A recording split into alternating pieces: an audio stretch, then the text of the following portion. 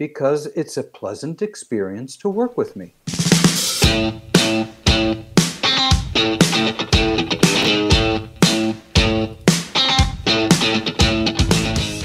Welcome to the Photofocus Roundtable podcast for December 2022. Seasoning the pitch.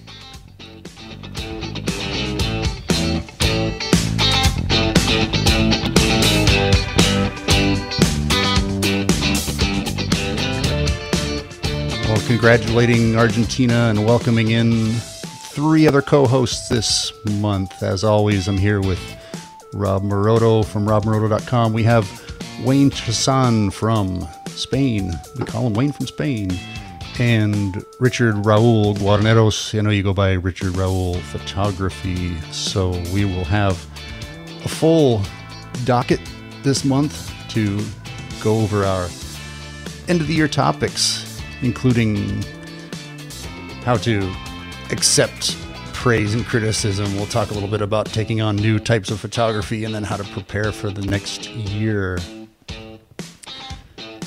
So guys, welcome in. We're 4 guys again this month, which sometimes happens, unfortunately, but it's always a good group of photographers, real professionals. Hey, first, real quick, Rob, I haven't seen you in like a week. How are you? I know, it has been a week, hasn't it? And for anyone who hasn't listened to our last podcast with David Deal, download it, listen to it. It's a great podcast. Loved having him on there. Agreed. I'm glad you mentioned it. I wanted to mention that as well. We had a great talk with a lawyer who's also a photographer. And I think anyone who's a photographer, by the way, from anywhere in the world, would really benefit from that. Some of the things that we all just should know and should be doing. And it doesn't go too deep into legalese, but just, again, great advice for photographers, I think. Hey, Wayne from Spain, you've been on before. Good to have you again. Wayne is an architectural resort photographer from south of Spain, and I don't even know you. I know you've been moving around a little bit. I don't know if it's permanent or not, but what town are you in currently? No, I've been in Marbella for 40 years. I actually left Sausalito to come here. I don't know if you remember that, but no, I think you were just maybe traveling, but I remember you were mentioning some other space. The years before everything changed, I was kind of on a whirlwind world tour, which was wonderful. And I've always said that if you have to get stuck somewhere, this is one of the best places on earth to get stuck in. So I was fortunate to be here in these strange years since then. It's when I first came to Spain, it wasn't what I wanted. Leaving a small touristy town, Sausalito in California, I didn't plan on coming to a booming resort town in Spain, but it happened and I've fallen in love with it. And I've been here 40 years. Well, I know I'm jealous of you being able to put down roots there. I lived there for a while and I always wanted to spend more time. That's right. Yeah. And Richard Raul, great to have you on. I know when we were talking the other day and we talked about coming on, and I saw an older conversation from us, I think it got derailed during a lockdown. I don't know if you even remember. I hadn't. So welcome to the show. Richard is in Denver area, Littleton, I think you said, and a very accomplished photographer as well, leaving the real estate business, you said, and the real estate photography business, the opposite of me, jumping back into it. And I know one of the great things I noticed, you're one of the few these days that has brick and mortar presence in a gallery up there, huh? Well, I have a gallery in the Arts District in Denver. It's right in the heart of the district that was developed about 20 years ago. But I'm trying to get away from real estate photography. There's a lure there that keeps reaching out because it's a fairly decent way of making money. The real estate market, though, has gone way flat here. So the opportunity to shoot is not as frequent as it used to be. So I'm focusing more on landscape photography. Well, that's great. With Rob and myself, who are into real estate photography, and therefore we know people in the business that are on here, we all do that. I hate to make it about a real estate photography show. It's a general photography podcast, but that doesn't mean we can't share expertise. So if some real estate recommendations come up, then certainly don't hold back there. Before we dive in, let's thank our sponsor. That's something I guess we all use is Photomatics. I'm heavily involved, and I know everybody here happens to be users as well. This show is not about that, not about HDR, but I wouldn't have a panoramic photography business, I don't think, if it weren't for HDR. And at the time, Photomatics shows up in the market, changes everything, so you don't need lighting necessarily. And trying to light a 360 scene wasn't possible, so that really pushed me into a whole new business. And I've been a big user ever since. And I just want to say Photomatics Pro 7 is in public beta. If anybody's interested in trying it now, it's you don't even have to be an insider. You can just go to the website, hdrsoft.com. Otherwise, download and try the released version for free. And if you have questions about that, you're listening to people that know about it, so reach out. Glad to help. And one other housekeeping before we start. I've been told, Rob, I'm looking at you, we should be saying, hey, if you're listening, give us a review.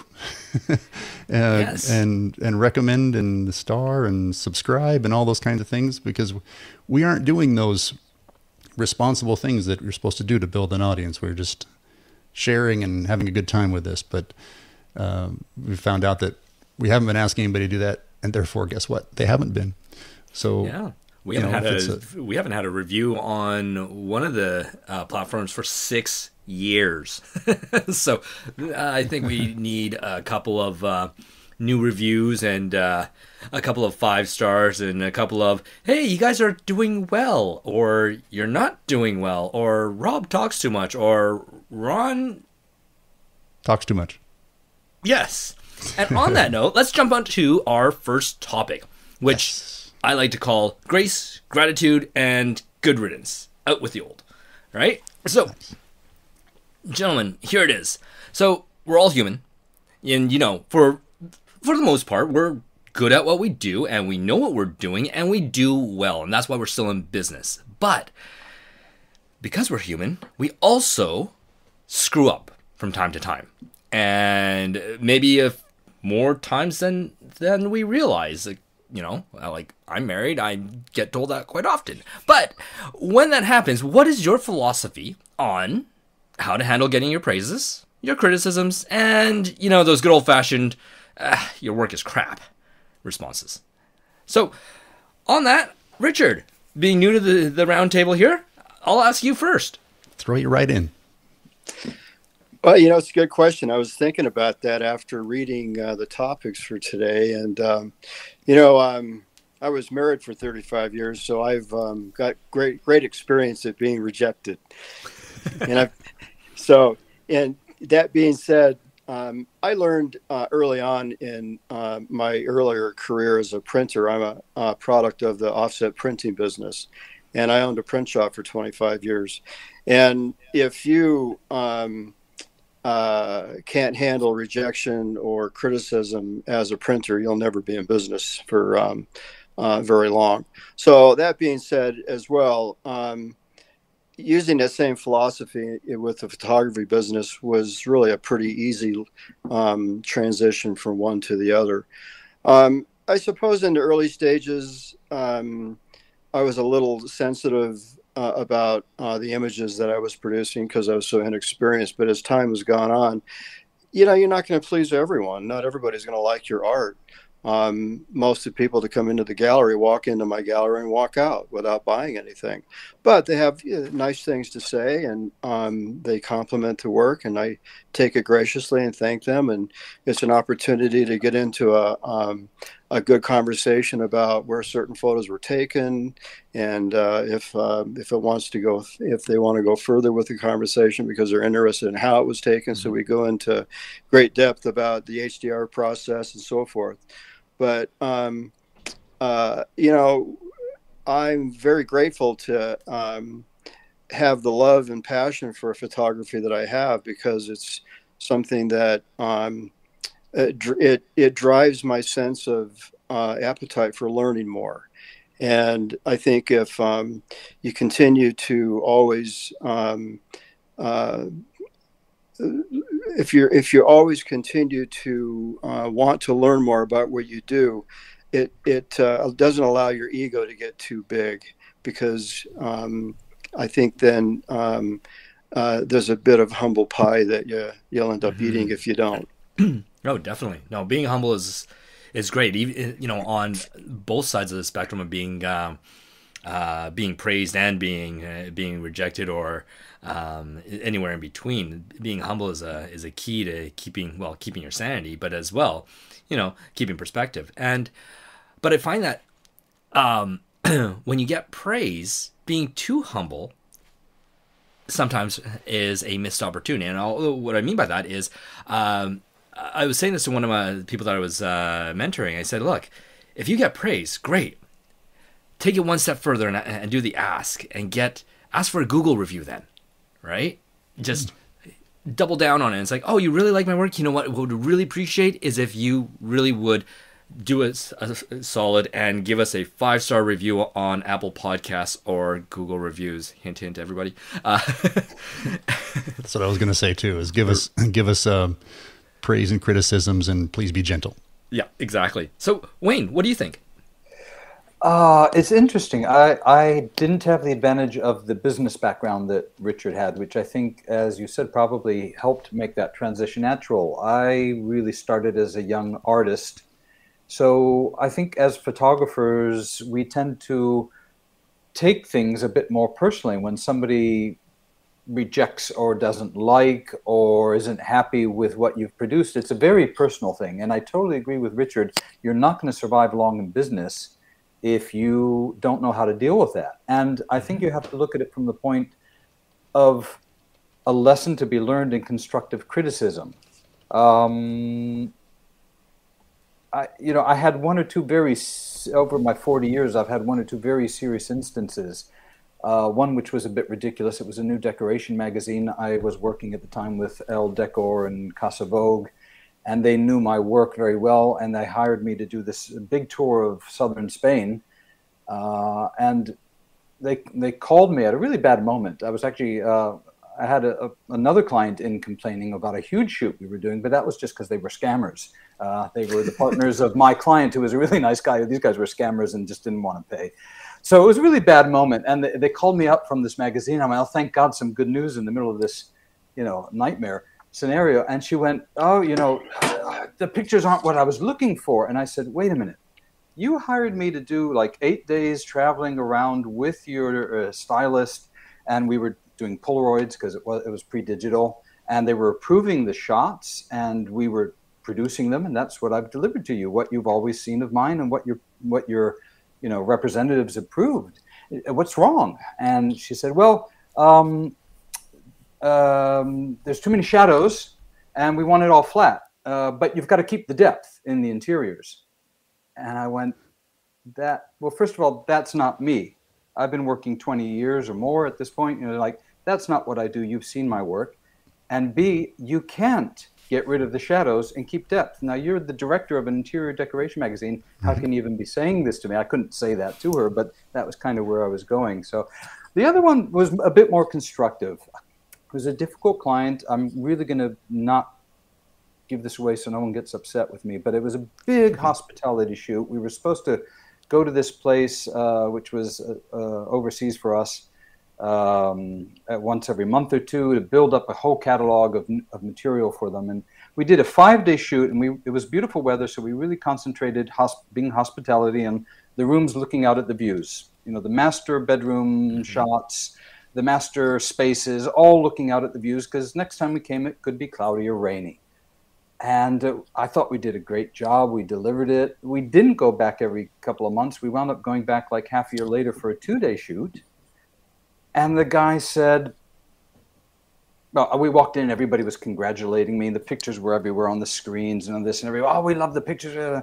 And then my client sits down with me and says, I can't use any of the pictures. And, okay, he's already paid me, and we're already here for another job. But God, my heart sank. I was like, I don't like them. I can't use them. It was no good. And I was kind of like, well, what do we do? But I got myself together and I said, what is it that you don't like about them? And that was where I had to overcome my rejection, my angst, and you know, try to find a way out of this scenario and to learn from it and to save the client. And the client said, well, you know, the pictures of the bedroom, for example, you cut the headboard off in half and you're looking out at the view, and I want to see the whole headboard. And I kind of knew at that point that what was happening was that the interior decorators had been talking in his ear going, oh, these don't really work for interior decoration shots. And I went, look, you told us we were going to be here you know, every 2 months for like a year, building up a whole library. So what we did was, when we got there, we took the master advertising shots to sell rooms with your amazing views, and only a few shots of a room with a headboard that isn't looking out the window that could be done on the next trip when it's cloudy and rainy. We can do that for you on this trip. That's no problem. Anything else? And that was kind of how we turned that around and saved the client, and eventually, you know, kept going with them for a while. Yeah, like that was, I was even thinking that that's the main way to handle it, is to ask questions. Yeah, find out what is it that's wrong. And then he also showed me a brochure of another hotel that he really liked, and I had to say to him, I see what you're saying. These are like tight shots. I've given you a lot of wide shots. I haven't had time to do as many details. We've really concentrated on the wide master shots. But these shots are out of focus, strange colors, you know, blurry. These are not quality pictures that you're showing me. So I think what you're trying to say is you want more tight shots for the next round of pictures. So again, you know, you need to gather information and use it to show that you're a professional, to save the client and to save your, you said not to say words. Okay, you're behind. I think you can probably get away with some of that. Okay. I tend to get colorful, I'm told. Yeah. So, but no, you're absolutely right. I like how you do that, where you take the objection and you dissect it, so that they come right down to this piece here you don't like. We just had a client that we had to get rid of because the client called up and said, "Hey, you know what? I've got this property. It's a beautiful property. I want your best photographer out there. I'll settle for nothing but the best. And how much is it going to be?" And so we give him a price, and we're real estate, right? So, you know, I think I quoted $400. He goes, "Ooh, well, for that amount of money, I better be getting the best." And so we send somebody out. We get it, and he goes, "Oh, yeah, I can't use these at all. No, they're terrible." It's like, okay, well, what's wrong with them? Well, they're crap. I was like, okay, please define crap. And we went through, and it's like, okay, well, you see this picture here. Well, you can see the creases in the bed.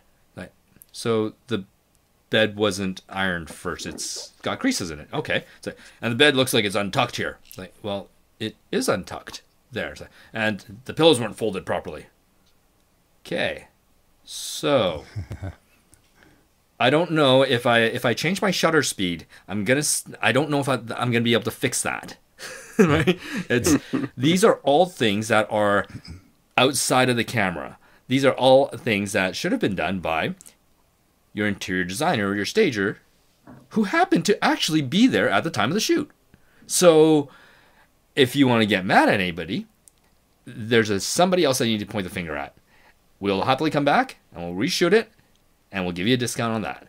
And that was probably the last I heard of them.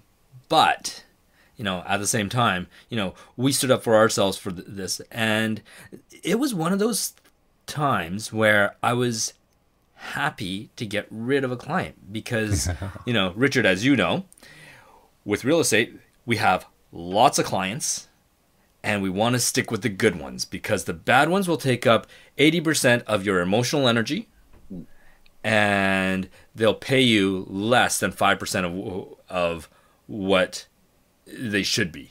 And so cutting that out, good riddance, get rid of them, stay with your great clients would be amazing.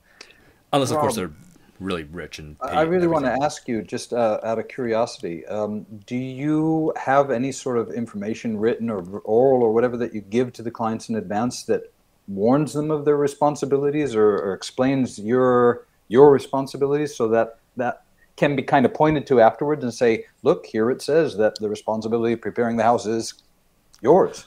We do. We have we use a booking system, and our booking system, every time you book, it sends out an email saying, "Thank you for booking with us. Here's your appointment details. Plus, here is our." Geez, how many is it now? We took out all the COVID pages, so it might be down to around an 8-page booklet of things you can do to make your photo shoot a success. Perfect. Yeah. And read this. Read this. Pass it on to your clients. Understand it. It's like, we are not responsible if your refrigerator is not there. Yeah, that great advice just for life is to set the expectations and ask questions. And I think that's happened to all of us, where someone says they don't like something, and then they really have to dig, figure out why. And it's just because this photography is not their thing, and they don't really know how to describe it. Maybe they look at something and they don't know why they don't like it. They just don't. And I guess that's fair, but you really have to get down to some details. And, taking those criticisms can be hard, but I guess we've all been married, so we get used to it at some point. And then you just have to be the mature one. And I'm not talking about the marriage now. I'm just saying, maybe the client, be careful, Rod. Maybe the client, isn't that they're being mature, but let's just say we need to be professional and dig down into that. And the same can go with, and I'm going to segue into the next one, but the same can go with when you get praise and they might also not know quite why. And then you start believing those stories and you don't know why either. So you need to know what people appreciate about what you do as well as what they don't. And can I chime in here real quick before you means. Go on to the next topic? One of the things that I've been shooting since 2011, and I haven't done as many homes as a lot of the photographers in this community have, but I've managed to hang on to a group of realtors that I enjoy working with, and I have a good time working the shoots for the clients that like working with me. And so I guess the point of this is that I get to a point with the client where they become so accustomed to the style of work that I do, and it works so well for them for their particular kind of listings, that they don't tend to have very many complaints. I mean, I don't say that in an egotistical way. I say that because they become so accustomed to the way that I do things, and I don't take on a whole lot of new customers because of that. I don't want the aggravation of having to develop a rapport with a new customer that I'm enjoying with my others, because first of all, I wasn't really interested in growing the business that much. But secondly, it takes the fun out of shooting. I really enjoy the whole process of shooting a new home for a client, whether it's up in the mountains or down in town, and especially in the mountains, because I get to take a drive up into the country and also get paid for it.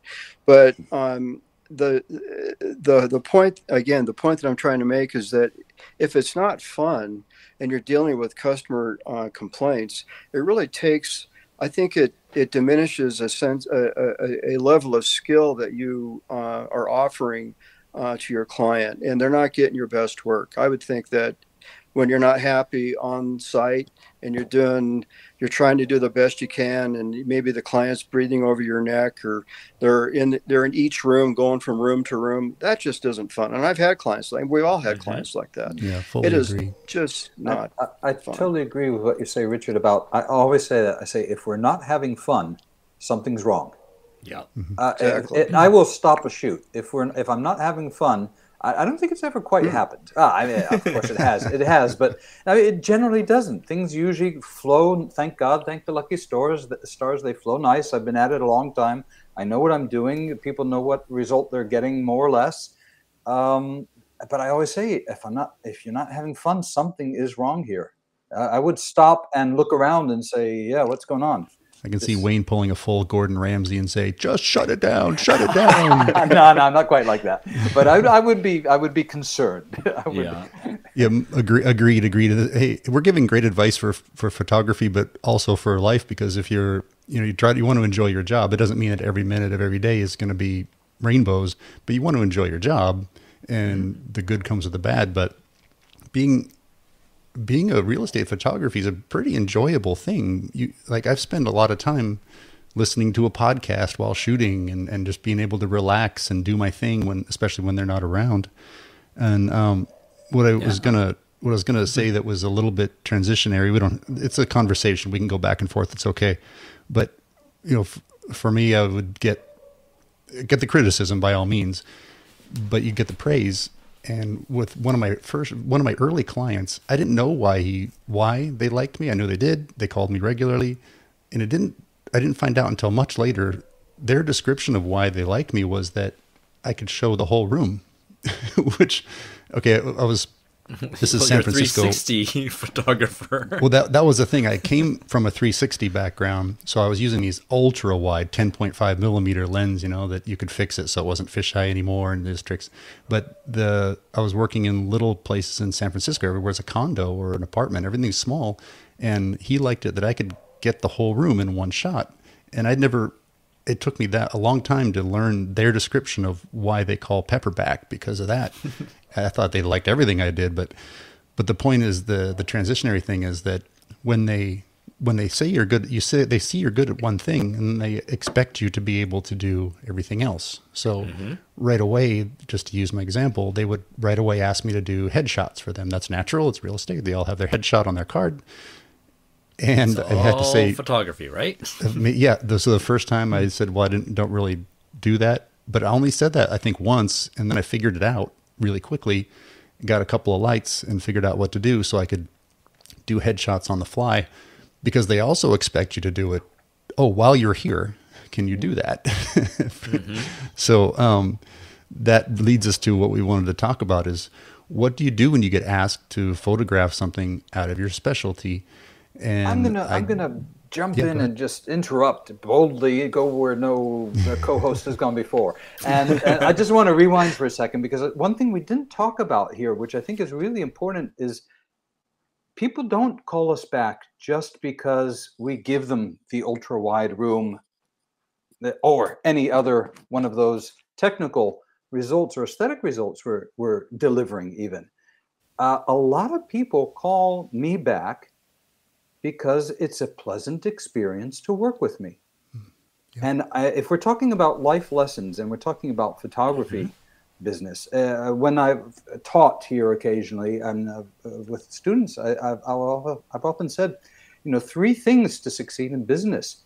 Show up on time, do what you said you're going to do. And actually another one would be, don't charge more than you told them you were going to charge them if there's any way to avoid it. And on top of it, if you can do it with a smile, you're in like Flynn. And seriously, fortunately I do it with a smile because I enjoy what I'm doing. I'm still all these years later. But I think a lot of clients, really remember that, where they talk about other photographers and kind of drop that it wasn't very pleasant. They didn't show up on time. There were issues over the rights or the prices. They wouldn't really trust them with the things they're telling me now.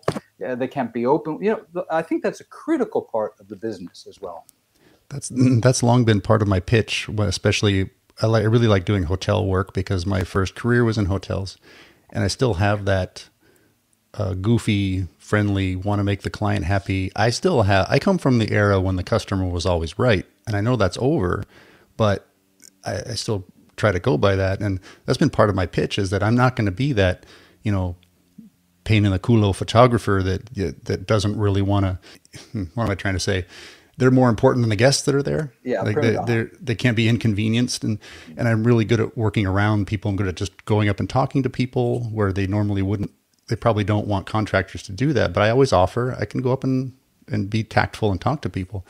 So yeah, please out there, photographers have a bad reputation, don't they, about being a bit prickly? And what Wayne says, can be. This group is a bunch of nice guys. I mean, I think Rob sometimes gets a little prickly on the show, but I think with customers, you're pretty bright and sunny, right? No, Well, but yeah, no, it's true. it's not being weak either. As you say, you can't. The customer isn't always right. Although it's nice to I think to take it from that perspective to try to please your client. Yeah. But there are times where you have to say enough is enough as nicely as you can. No, it's true. Like we're all human, and I think if you have that good human connection, you'll succeed. And quite frankly, just like you said, do what you said you were going to do, be on time, and be good about it. And so, with this next topic, what do you do when you get asked to do something out of your specialty? I want to hit this one up because I get it all the time. We're like, oh, do you do weddings? It's like, no, but I know a guy. Or do you do headshots? It's like, no, but I know a guy. And I've been doing this a lot where, I got asked by one of my clients. I said, it's our 35th anniversary as a builder, and we want to do headshots for all of our staff, and we want to have like a yearbook for our staff and to go through all the things and talk about all of our people and all this stuff. And I went, do you do headshots? I said, well, if you want headshots, like high school headshots, oh, any Walmart guy can do that, the way that they pump them through. But you don't want that. You want something better. So I'm not that guy. And so I referred that job off to a friend of mine, Nathan. And the next thing I know, he's like, oh, you want 150 headshots. And you start doing the math in your head, and you're like, oh, wow. Okay, well, that's fine.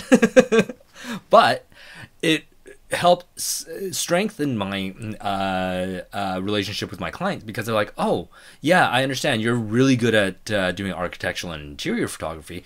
I'm glad that you found someone that's really good at doing something else, or doing the portraits, and you refer them to us.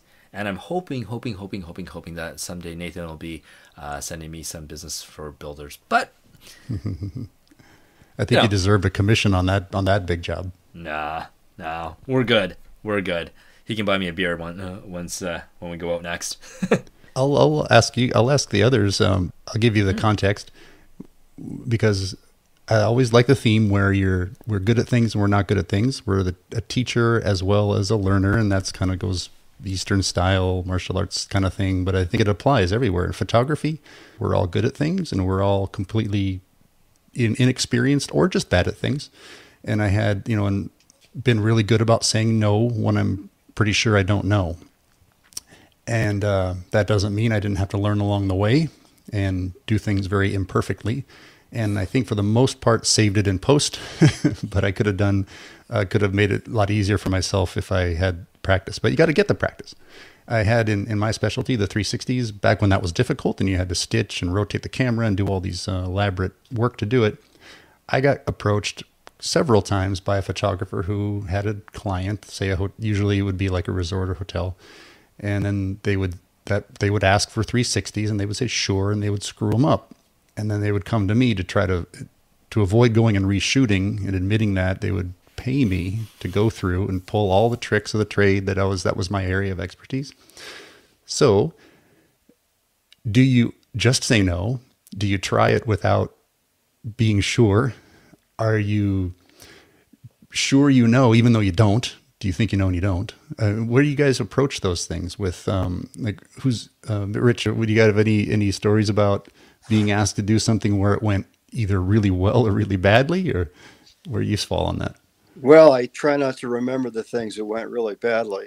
Fair enough. But, I'll refer to my father. He was a great salesman, and he taught all of us. There's 3 boys in my family, and he taught us all how to sell. And the one thing that he would say, and this is back in the 80s, he said, just, if somebody asks you to do something that you have no idea how to do, just say yes.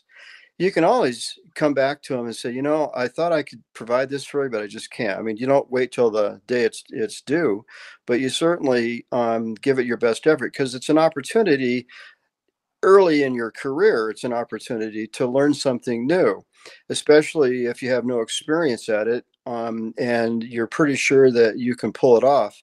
Sometimes you bite off way more than you can chew. So as an early business owner, when I was in my late 20s, I would say yes to everything. And occasionally there was a product that I couldn't provide because I just didn't have the machinery or the skill level.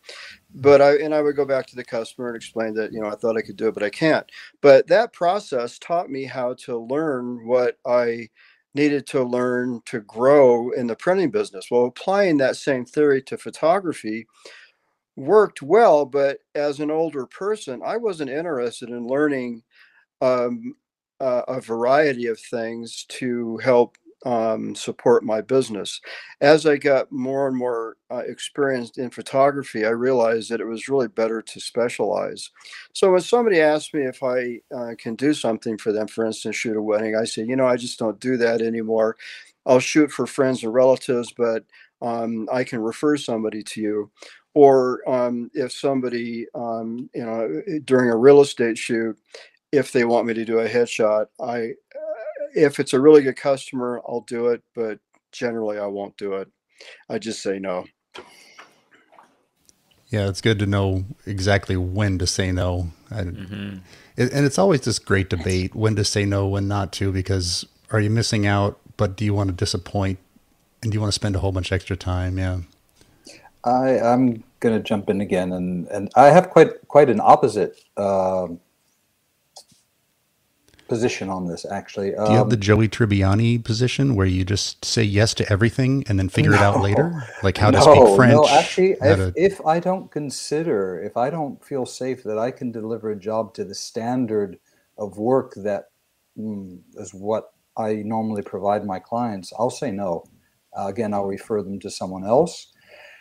There are exceptions to this because I do think it is interesting to work in different fields and try new things, but it's got to be a situation where the client is very cognizant of the fact that this is not your normal field. So it has to be, I think, really clearly discussed in advance and make sure that you're in agreement on the fact that there is an element of risk or surprise, which could be great or maybe not quite, what they were hoping to achieve. So normally, if it's something that I'm not 100% sure I can deliver a wow result, I'm going to say no. The case, it was a little bit different because it still was interior and architectural photography, but I did have a second generation client come to me, the sons of clients of mine, again from hospitality, who said, we're now taking over from our parents. We know they've worked with you. Do you do digital? And so it wasn't quite, a different field, but it was a whole new world after 25 years of analog. And I went, it's funny you asked. I just got my first digital setup, literally out of the box. Here's what I'll do as an experiment.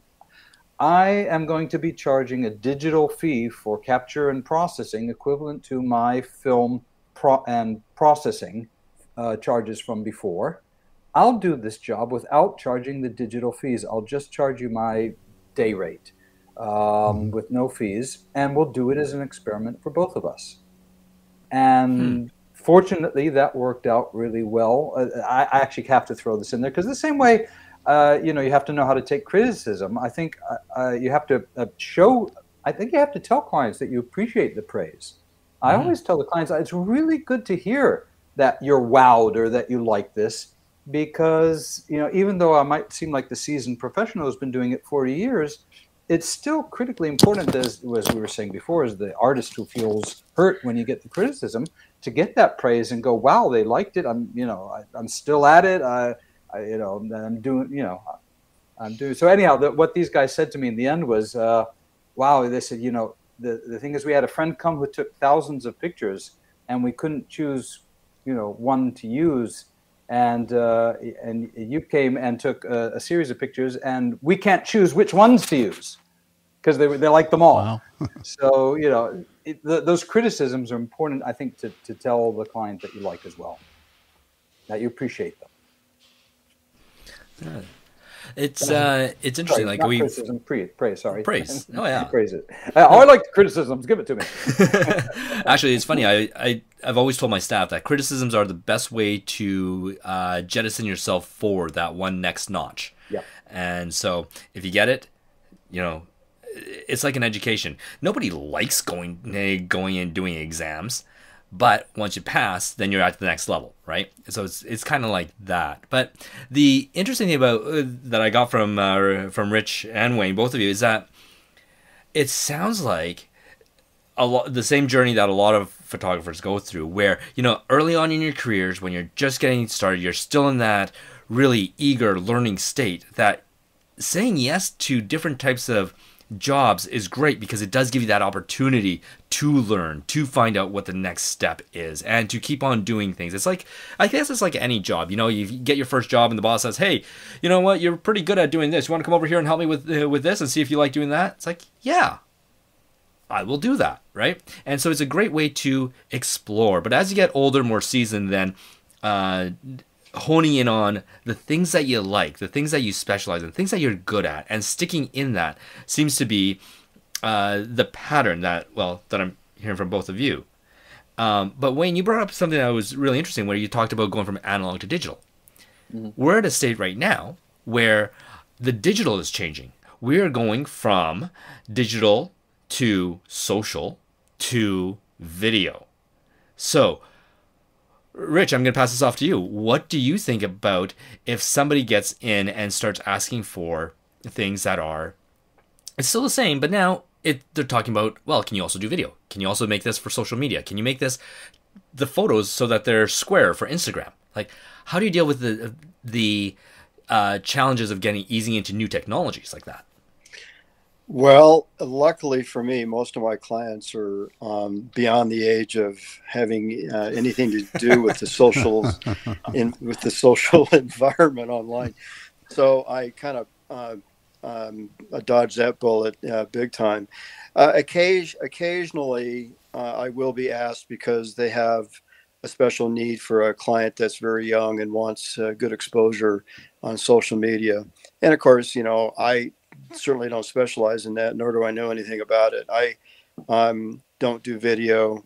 And I need to preface the fact that I don't do a lot of extra anything other than just shooting homes. Our market here in Denver was up until just recently, and it fell off just like off a cliff here. The market was so red hot here. And like it has been in California and other places, but we didn't know what it was like not to have a hot market here until just recently, where photo shoots were needed within 24 or less than 24 hours. And I was producing them overnight. So my clients got used to that. And most of my clients are a lot of them are my age. So the necessity to get involved in social media just wasn't there. But if somebody did, like I said, refer to the fact that they do need it, I would just tell them I don't offer it. And they'll just have to, you know, find another way to provide that service for themselves. And a lot of times their assistants will certainly help them out with it. But I was not their go-to guy for that at all. We really should have talked about this about you earlier in the show, Rich, but when I was talking to you the other day, I think you were in the process of putting together, gluing or nailing together frames of your own framing. Isn't that right? So you're doing what we would call kind of old school. I'm jealous of that kind of work because it doesn't exist for most of us anymore, but that you're not doing too much in the digital age. You're doing still things that go up on walls and that are just appreciated as art.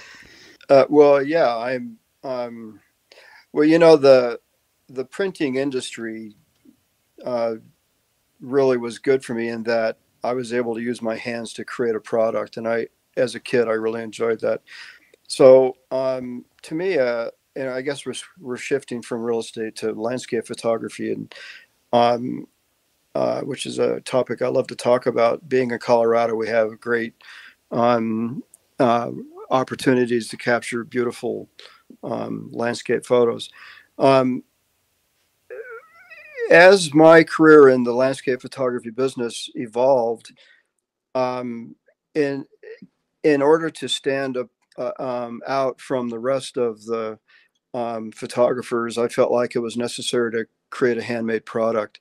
And over time, and it's been over the past 5 years, I went from mounting photos on flat board and covering them with resin to creating my own way of making handmade frames out of red oak and staining them with walnut alcohol stain.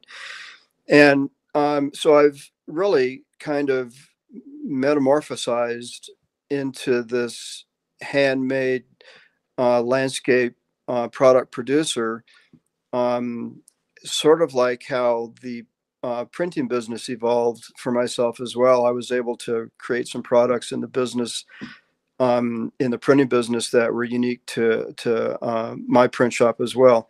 So I like to stand out. And so the gallery exhibits a framed product with the same color frame, the same style. And that consistency, when you walk into the gallery room, adds to the enjoyment of viewing my products. Now, not everybody likes that.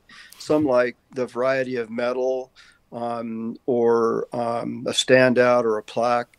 So I have tried to offer a frameless product, and it does sell. But the love of creating these handmade frame products is really enjoyable. I do all the printing on a large format printer.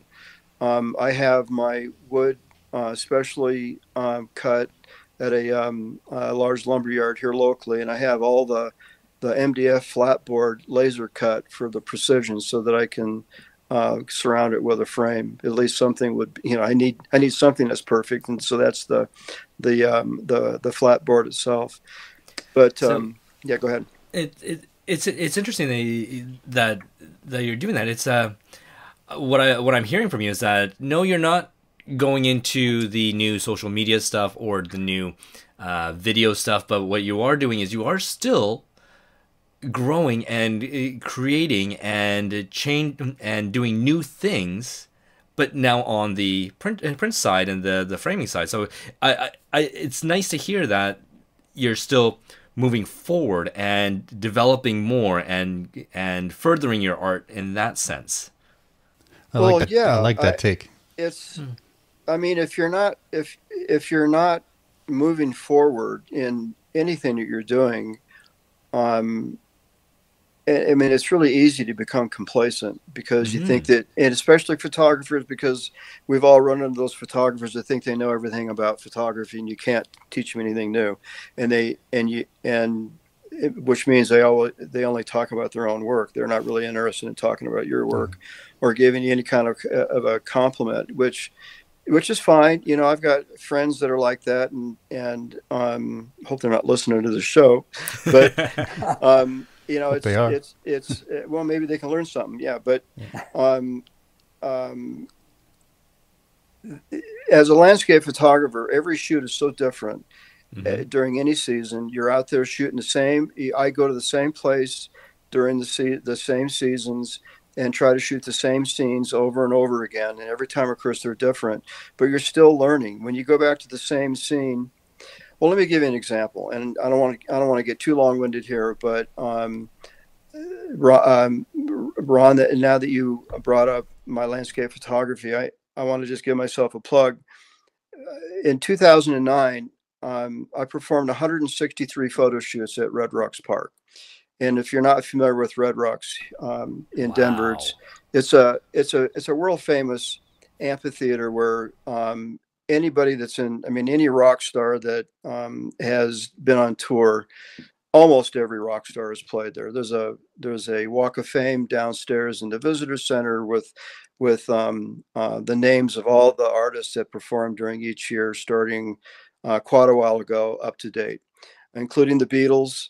And anyway, there was a reason for capturing the photo shoots, and there were sunrises. So I got up as many times as I could consecutively, and it turned out to be 163 photo shoots, starting in late spring and ending in early winter, 2009 and 2010. I mean, I can go on and on about this, but what this taught me was a workflow that I wasn't accustomed to. And after performing all those photo shoots and realizing that there's a lot more to landscape photography than just going out and shooting these iconic places once in a while, it's a lot of work. Being a real estate photographer is a lot of work. Being a landscape photographer can be a lot of work if you want to continue to learn. That whole process of all those photo shoots taught me that, first of all, you got to be at the same place more than just once to capture an iconic sunrise. And it's going to require being there at least 10, 15 times if you want to capture maybe one iconic sunrise or sunset. And you can apply that theory to landscape photography anywhere. And luckily in Colorado, you can get out of town within a couple of hours and be at your favorite place to take the same photo over and over again if you want. But anyway, that being said, I am going to be writing a book and putting a portfolio or a pictorial book together about my experience and exhibiting the photos.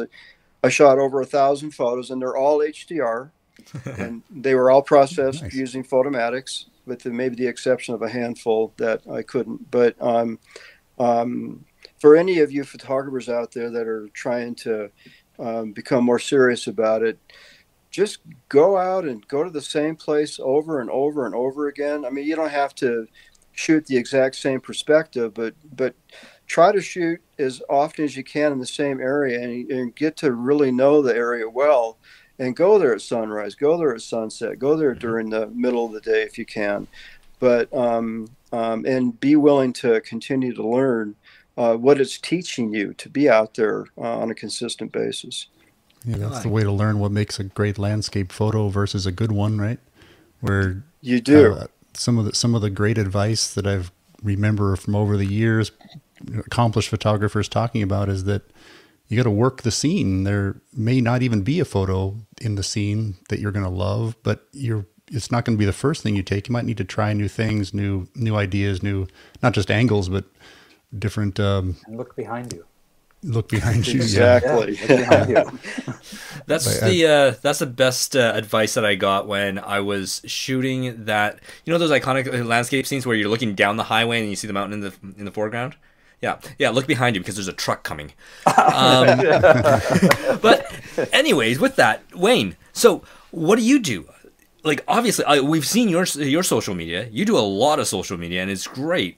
So thank you. That's great to hear, because it took me a long time to organize that. I started really late in Instagram. My brother kicked my ass, I'll say it now that you've given me permission, and said, dude, you should be on Instagram. And so I started.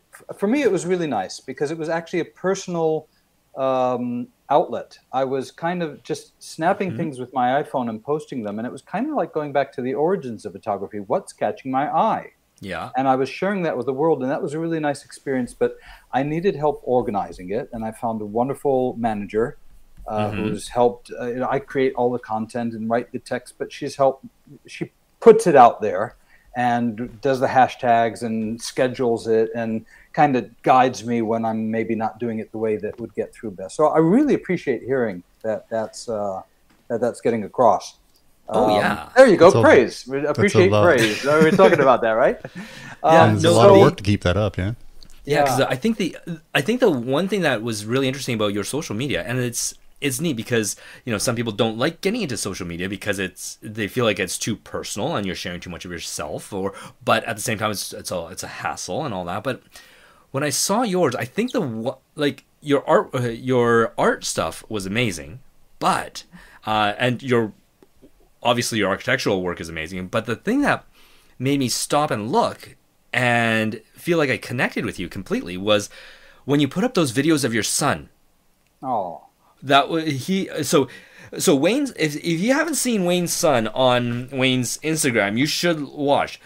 This guy is, I don't know how to put it other than to say he's Spider-Man, but just doesn't stick on walls. He is able to do things that you normally see on it's like watching an action movie. It really is. And it's amazing. So, bringing that human part to it. And I think that's ties it nicely because we've been all talking about this, where it's like it's the human component, the relationship component that really binds us to our work, to our clients, and makes us success. And so I saw that with yours, and I liked it a lot. Thank you. Again, I'm really glad that that's getting across. It's great to hear it. It's funny you say that because at a really major event of the real estate and developer market here, a major show, I met a client who I didn't know, and he goes, "Oh, I loved that post of your 30th anniversary with your wife." And that was the last thing I expected to hear. I was kind of going, am I getting a little too personal here? But of course, we do have the advantage that, 30 years of photos is summed up in 1 minute. We're going to have some damn good pictures because we're photographers. So it was a beautiful little presentation of our 30 years together. But it really blew me away that was what a possible commercial client walked up to me and said. It was like, wow, I wish I could have done that. Congratulations. That really got to me. So again, yes, how do I do that for clients? I don't really plug into their social media per se. I mean, obviously we can give them crop versions if they want that. I'm fine with doing that. That's not anything beyond my expertise. I can deal with that. I do kind of say to them that, if we're working on a somewhat tight budget, it's hard for me to get the master shots and the detail shots, which are really going to work better on your social media than the master shots. A wide angle shot of a room looks great on a double page spread or on a big screen. It's not necessarily going to look good on a thumbnail on Instagram or on someone's phone. So the detail shots are really important there. And with digital, you can take more handheld, and with iPhones and such, you can take a lot of detail shots now kind of on the go, but it still is processing time. I like to review every single one of those. So it's time. So I'm happy to do that, but I do explain the fact that's going to take away time from the main shots. Are they okay with that, or do they want to expand the budget to cover both better?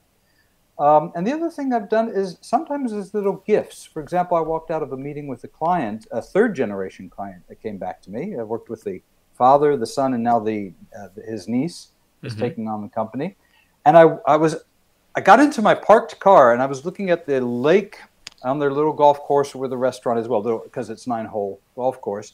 And the lake had a fountain. I was seeing it from inside my parked car through the dirty windscreen. I do tend to have dirty windscreens. I'm that kind of a photographer. And I held my phone up and I went, no. And I got out of the car and my car was in the way. So I backed my car out a bit and got into the position without a dirty windscreen in front. And I went, it's not just a great shot. It's the movement of the fountain. So I took a photograph and video clip trying to handhold without moving the camera at all. And then because I don't know how to do cinemagraphs myself, which I must learn, I sent that to my assistant. I said, dude, make a cinemagraph from the shot with just the fountain moving, but everything else is frozen. And I gave that to the client as a gift. I said, you should put this on your social media. Look how beautiful this is. And it was just a little stunning thing that didn't really cost me much of anything to provide them in time or assistant fees, really, but it was a great little gift, and I got to use it on my social media as well. So on that side's good. Video, I don't know if we have time to go there, but I actually started in video at 14. I won, I got an honorary mention in the San Francisco Bay Area Mobius Video Awards, 1978. At the age of 14, only because most 14-year-olds couldn't produce a science fiction flick at the time. Talking 1978, there were no iPhones. And I apprenticed at a video studio through my junior high school program that summer. So I made a 11-minute sci-fi flick, which, okay, plug, it's on my YouTube channel. If you look up A Martian Odyssey, only a couple of dozen of people have.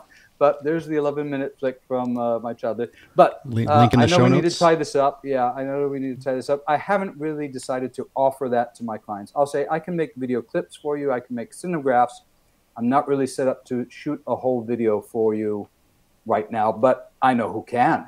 I've got 3 companies who take care of that. You can still keep me as your still guy. It's funny. We get to, I guess at this level in our careers, we get to pick and choose what we want to do next. And we get to pick and choose what interests us and follow those passions, which is, I think the greatest thing about being a photographer, you get to choose what you want to do, what you want to be. It's always, I tell my kids all the time, like, I'm still asking the question, what do I want to be when I grow up? Right? Yeah. I can be a videographer next. I can be a cinematographer next. I can be a Walmart greeter next. I can be whatever I want. So. Well, let's do that. Make it official. The next topic is, what are you guys doing to prepare for the next year? With a new part of the show. Are you okay? We're all looking at our marketing and maybe pricing. We might be looking at adding or taking away products or customers, and it could be gear, workflow. That's part of. This is what I said. Seasoning the pitch is a soccer term, but I wanted to change my pitch for the season as kind of my joke in my own head. But I need to rework some of those things. But what are you guys doing? Let's do this one roundtable style. Rich been quiet for a little while. So are you rethinking anything for the new year? Are you changing any equipment, gear, processes, pricing, anything like that? Well, I'm not changing gear. I tend to use my used cameras a lot, just like with my printing business. But honestly, I'm hoping to get totally out of real estate photography and concentrate 100% on landscape. And that has triggered the need for a more robust marketing plan. We're really close to the downtown Denver area where there are a lot of hotels. So I just started the process of contacting some of the hotels to see if we can't get a brochure reflecting the artists in our gallery that can be then handed out to patrons as they check in. We get a lot of tourist traffic in the gallery during the week and on weekends. So that's one thing. And then social media is going to be another. I have a new website coming with art storefronts. And so that's something I need to tackle. Aside from that, I think the only other thing we're thinking of doing is putting together some open houses after hours for special groups like realtors and maybe other groups of professionals like doctors and lawyers and things like that. We're just kind of brainstorming right now, but that's about it for now. Holding those things at the gallery? Yeah. Yeah. That's been some of the best venues for small parties that I've seen. Again, from my San Francisco days, there would be just smaller, who knows, parties for whatever reason, not big enough to rent a giant space, but having it in the gallery has been a very memorable location, a venue for those things. How about you, Rob? What are you doing different next year? I think you brought up the marketing push, right? Are you gonna?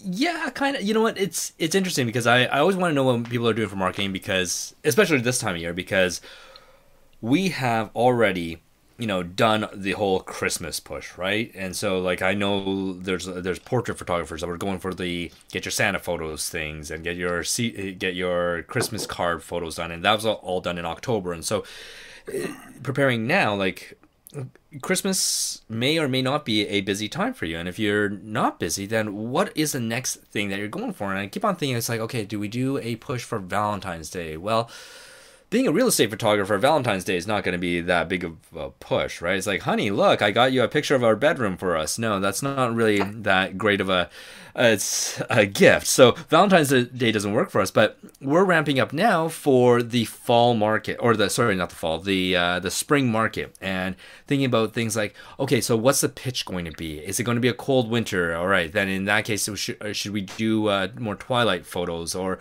if we have a milder winter, then we could probably get out there and start shooting earlier, but the grass isn't going to be green. So what if we offer things like free green grass photoshopping? It's like, blue sky replacement just with green grass, right? And then we can also do that with adding leaves to trees and making everything look nice and springy. So we've got that kind of plan going forward. Spring break's a great time to shoot houses, because when families are gone, their houses are clean and there's nobody in the house, so we can shoot, right? So we're not inconveniencing people. So we're going to be doing a push like that. But those are the kind of things that I like to look for in the new year, and as well, I've got a growing team, and so part of the other part is what can I do to keep this interesting, this job interesting for my staff? What can we look forward to for our next team building events and stuff like that? That's kind of what I like to do at the end of the year as I reflect back on all the things that I didn't get done this year now. Do you guys, this just came up in my mind, do you guys do any, what I would just call exercises just to improve creativity? And the reason I ask is lately, just in my business of one here, but I have kids big and small, so we've been doing some paying attention to these fantastic music memes, I guess you'd call it. We're looking at, this is in singing and in music, which is not my thing at all, but they're doing these creative things outside. So to me, it just turns some creative gears in my mind that just lets me relax and think about something else, but still in a creative way. And then psychology tells us, it's one of my things that I like to pay attention to, that helps us with all kinds of creativity. So if you're exercising it in one area, it'll help you with another, even though it's not directly photography. So I'll give a quick plug. There's somebody on, I've already bugged you about this, Rob, but there's somebody on YouTube called The Kiffness. And this might be a well-known person, but I'm a gray-haired guy, so I might not have heard of him. And he does remixes of, he takes something like a clip. The best ones are usually of an animal making funny noises or talking in a way, a cat talking or a dog singing, and he'll remix it into really entertaining music and videos. And I just found that to be like the gift, one of the gifts from the pandemic era, where I think he was spending time doing that. And I think he's got a following from it. And and again, it could be not new, just me, but I've just found it really entertaining to watch somebody just do something completely new and different. And it's been a little bit inspiring. So I was just, my rant is over, and I was wondering if you guys do any of those kinds of things to relax the brain and still learn something at the same time. Do you have any tips? Nah, no tips. Dead silence. Just me. The other one, then I'll give one more. The other one is this, I guess it was a TikTok challenge where they took one song called Grace Kelly, and they had a competition for people to make it their own. So just anybody check it out. Just, it'll be all over if you search Grace Kelly, and they sing it in many different ways. And it's just fascinating to see people that are so good at something and make it their own. And this is a little bit like photography, is take something, make it your own. I wanted to cap off the thing about trying, doing different kinds of jobs, where the ultimate goal for me anyway, I'm not there, but the ultimate goal is that just build up so much experience that if I get asked to do something in photography, then I can figure it out, or I can draw from all the other experiences and piece it together and make something work. That's like an ultimate goal. And sometimes I'm there and sometimes I'm not. But anyway, the end of the year for me is doing some creative exercises, getting out with or without a camera, learning about a different kind of art, learning about a different style, and letting that just be fun. And hopefully it builds in my subconscious at some time. So if you think of any other links for things like that, let me know. I can add them in the show notes before it goes out tomorrow. And all the other thing is, for 2023, I have to rethink my backup. I'll throw that out there. I guess half the planet has to figure out their proper backup plan. But old systems are not really working so much anymore. I tried to simplify, and I'm going to continue to simplify and just do it more old school. And Wayne, you. Oh boy, well, there's a lot to handle there. I want to address some of the things that you've mentioned now, Ron. I mean, with dead silence on the creativity thing, but I think it is important to keep the creative juices flowing. Obviously, it's been busy years and interesting years for all of us, and that plays into that sort of B plan thing. And I think we've all been doing that. We decided to downsize. Both of our boys had left home. I no longer have full-time employees in the studio that I finally achieved for when those studio shots came up, like you say, working a bit outside of your normal field. I liked doing them, but I didn't have the space. I never really used it. So it kind of turned into a massive storage unit that was... Right.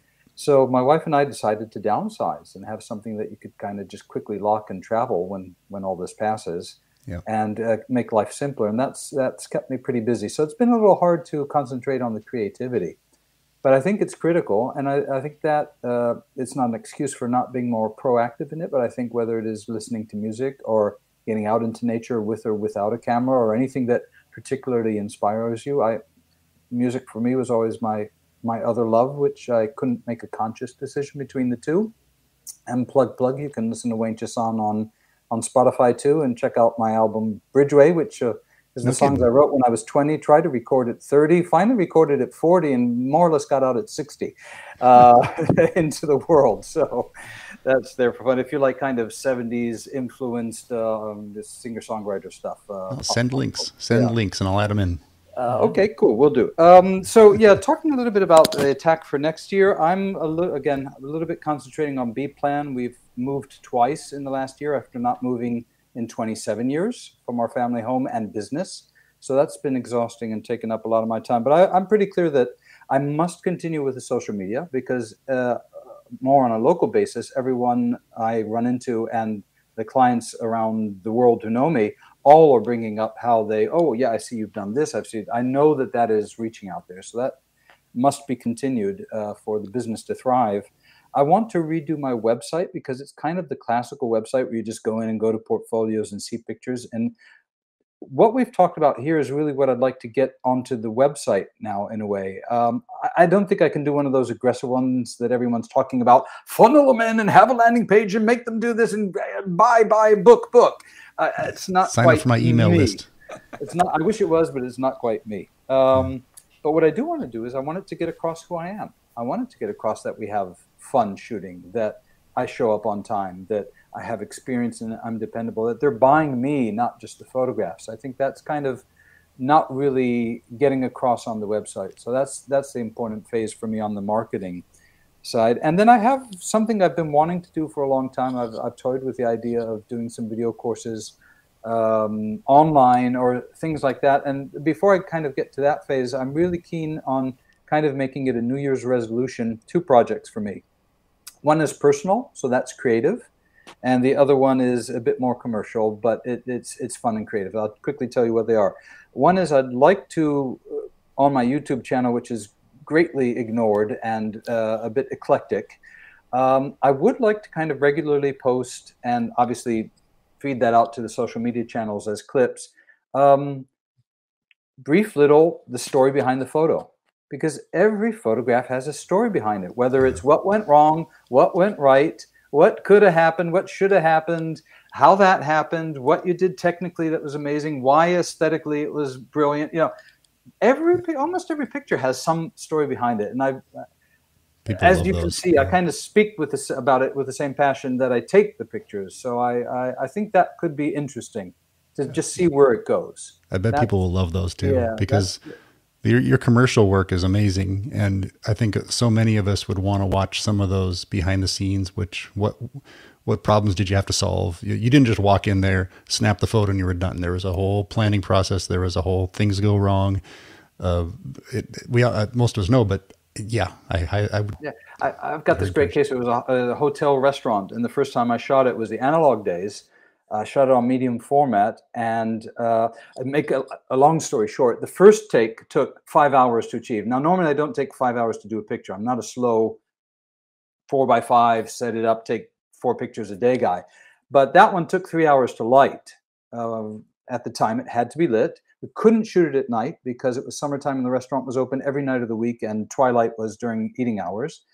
And it took 3 hours, and then a fog rolled in and blocked the view that I'd spent 3 hours lighting the interior to show. So we had to wait for the fog to pass. But the trick is that years later, in the digital era, I got sent back, and we were lucky enough that it was winter. So twilight was 10 minutes before the restaurant opened. So I was able to go in there, literally arrive a little too late because I was coming from another shot, and still pull off a great shot in 15 minutes. And it's not that one shot's better than the other. They're just different. One took 15 minutes, and another one took 5 hours, literally. And so those kind of stories are greatly entertaining. And the personal thing is my very first project, what got me into photography, the pictures of coming back to Spain, the transition of Spain from the Franco years to democracy. I have pictures from 78 through the 80s, but especially 78 through 82, and audio interviews of these old guys out in the countryside that no one's, well, they're on my website, but the world kind of hasn't seen. They certainly haven't heard the interviews. And I recently, this year, I think, posted on the women of this area. And on my Instagram, yeah, it was successful, but on the Facebook, it went wild. Like 9,000 people, for me, that's massive. 9,000 people were sharing and commenting on it because everybody was going, my dad, my grandfather, my uncle Pepe. Oh my God, you know, for them, it was just like totally out of the blue. People had, if they'd ever known I did this, had forgotten, you know. And so then I came back with honoring the guys. I did another post about the guys from 40 years ago. And so that had a huge reaction. I really personally need to make that full circle. They've all passed away, but there's one guy, one exception, who was 40 years old, really cool young guy with really interesting philosophy on life. He's never heard his interview. He's never seen the pictures and all that. And I want to go back and film me showing this interview from 40 years ago to him, his reactions, and then talking about it afterwards. And do something, an ebook, a video, I don't know what, but bring that project full circle. And I guess that's my creative exercise in a way, which is just also very personally fulfilling. Those are great examples. Well, I'm looking forward to those. Well, maybe my album took 40 years to get out. Maybe, you know, after 40 years, these images will get out properly as well. You know, not to sound cynical, but we don't have 40 years, Wayne. Speak for yourself, Maroto. Hey, real quick. What year did Franco die? He was for everybody listening. That was the dictator in Spain. I think that was 75 or 73. Oh, that long. Okay. Yeah, so I left Spain around 72, 73. He died in 75, and I started coming back 78, moved here 82. So you really lived there while that was still. Yeah, as a child, from 6 to 10, that was my experience. Wow, that just sounds, yeah. I just have to throw in really quickly about the album, really fast, that when I recorded it as I turned 40 with my brothers and their bands backing me up, the bassist who joined for that, Mace Pitt, said, he said, wow, this doesn't sound like music from 20 years ago. And I suddenly froze, because what you just said, now we don't have another 40 years, brought that up. I froze and I went, oh my God, this could have sounded dated. I wrote these songs 20 years ago, and here I'm recording them thinking, wow, and they really could have sounded dated. And I think I'm just kind of very fortunate that that didn't happen. You know, that a slightly younger generation appreciated them, and that the songs, they're definitely of the epoch, but, you know, didn't age that badly. Okay, this show goes out late night for me tonight, so send me those links right away so I can get them in the show notes. We'll do. And I think did we lose Rich for a minute there? I think he was. We did. I'll send you the album and the Martian Odyssey video. Yeah, that would be fantastic. At 14. We will reconnect, and we can bring up some of these things again another time, but we should be starting to wrap things up a bit here. And I'll give you guys just a second to do a last pitch of anything you wish to in just a second. So maybe think about that for a second. I'm ready to go. I've already given my pitch on everything. I'm just going to pitch. Okay. Happy New Year. Have a wonderful holiday season, and be bold to go where no one's going to. Have a great New Year, and, you know, I just wish you all the best. It's been rough for all of us, and I just hope that it's an easier and happier year for all of us. Yeah, I think there's a lot of positive going on in most ways, and maybe in the macro sense, in the bigger part of the world, maybe there's some things that are not going so well. But we affect the immediate circle around us. I think it's kind of the most important thing we can do is have that smile, have that energy, affect your immediate surroundings. And if we all do that, the whole friggin' world would be a lot better off. I know it sounds very positive, but it's actually pretty true. Yeah. You know, it's like, I think we did this, was it at the end of 2020? I think I said to everybody, well, it can't get any worse. Everyone thought turning to page 21 was going to help. And then I said that, I think I said that at the end of 2021, so I'm like, oh, really now? Like, can it get much worse? But this year, I am confident that it will not get much worse. So, happy days ahead.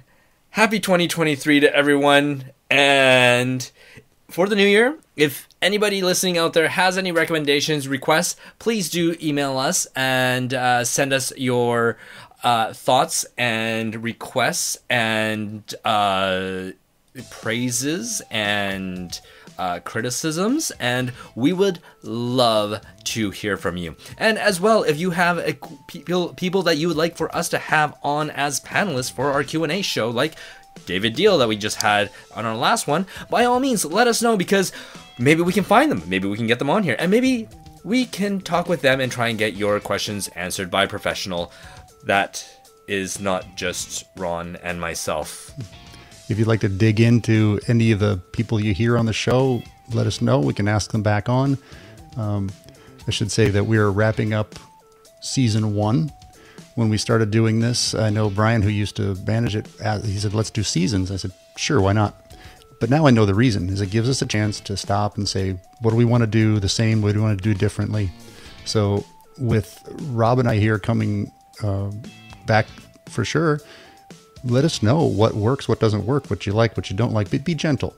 And we would love to hear all those things, as we mentioned before. My idea was really to have, since we're just doing it once a month roundtable, it would be more discussion oriented rather than news of the day. And I think we've been doing that. And again, let us know. And also, if you have ideas about who you'd like to have on, let us know that as well. Questions at photofocus.com will get you right there.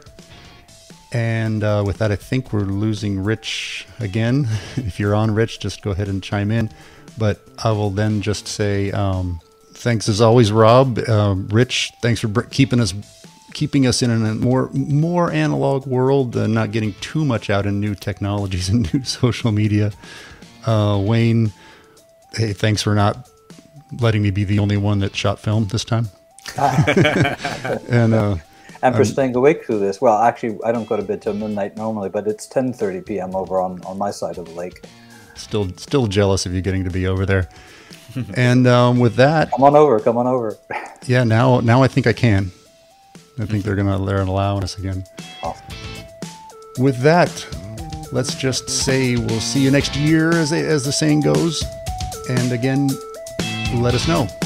Look in the show notes. All the guys are going to send me their links, and they'll be there for you to find out more about Wayne's music, Rich's photography, and all the little things about Rob and myself that you don't know already. Ron at ronpepper.com.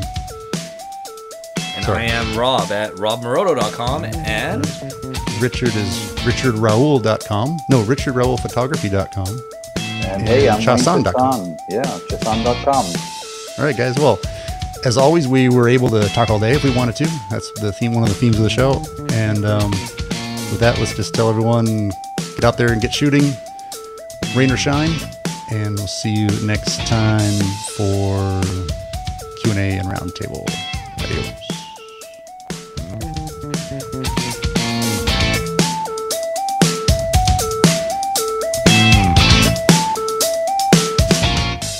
But you don't want that. You want something better. So I'm not that guy.